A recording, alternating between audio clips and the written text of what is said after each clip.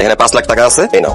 কিন্তু তুমি না আমার 2 মাসে কিস্তি দিছিলা। ওই 2 মাসের টাকা আমি তোমার বেশি দিলাম। তোমার কাবিনে 5 লাখ টাকা তুমি বুঝা পাইছো? হ্যাঁ পাইছি। আজকে থেকে আমি তোমার স্বামী হিসেবে মাইনা নিলাম। তোর মতো মেয়ের আমার বউ হিসাবেও মানি না। তুমি কি কইতাছো? আমার বউ হিসেবে মানো না কেন? কারণ তোর তো স্বামীর দরকার নাই, তোর দরকার কাবিনের টাকা। দিয়া দিলাম তোর কাবিনের টাকা। কাবিনের টাকা নিয়ে থাক, কাবিনের টাকাটা বল তোর খাওয়ান পরন দিতে। আমি যেহেতু তোর কাবিনের টাকা দিয়ে দিছি, আমি তোর লগে সংসার করবো না। বাইরে আমার বাড়ির থেকে। কাবিনের টাকা চাই, কিন্তু আমি তোমার সাথে সংসার করতে চাই। তুই জানোস তোর কাবিনের টাকার জন্য আমার দোকানটা বন্ধ হয়ে গেছে।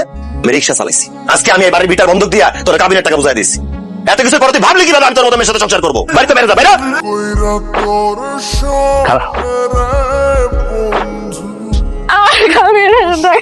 তোর কি হয়েছে?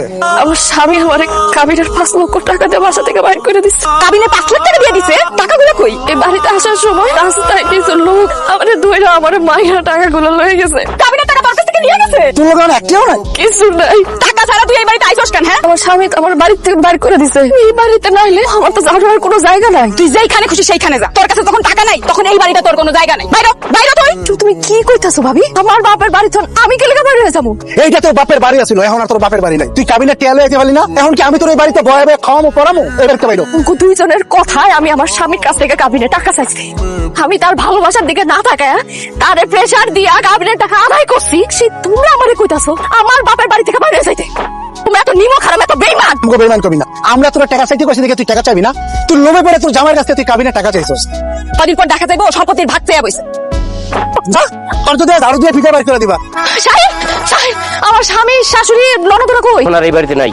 তারা কই গেছে? কই গেছে আমি কেমনে কমু? হ্যাঁ, আমার কাছ থেকে এই বাড়ি বন্ধক রেখে যে টাকাগুলি আইনা তোমার কাবিনে টাকা দিছে, তুমি আরো 200 টাকা দিয়া এই বাড়ি ঘর যা আছে সব কিনে নিছি। এই এলাকা ছেড়ে চলে গেছে। এলাকা ছেড়ে চলে গেছে? কি থাকার মতন অবস্থা রাখছো? হ্যাঁ, এই সোনার সংসারটা পাইয়া খান খান করে দিছো। আরে ব্যথা পান নাই তো? শাহিন, আমার স্বামী শাহিন, 10টা বছর আমি তো তোমার কত জায়গায় খুঁজ কিন্তু পাই নাই। তোমার এই অবস্থা কেন? ভাব করছিলাম না আপনার শাস্তি পাইছি।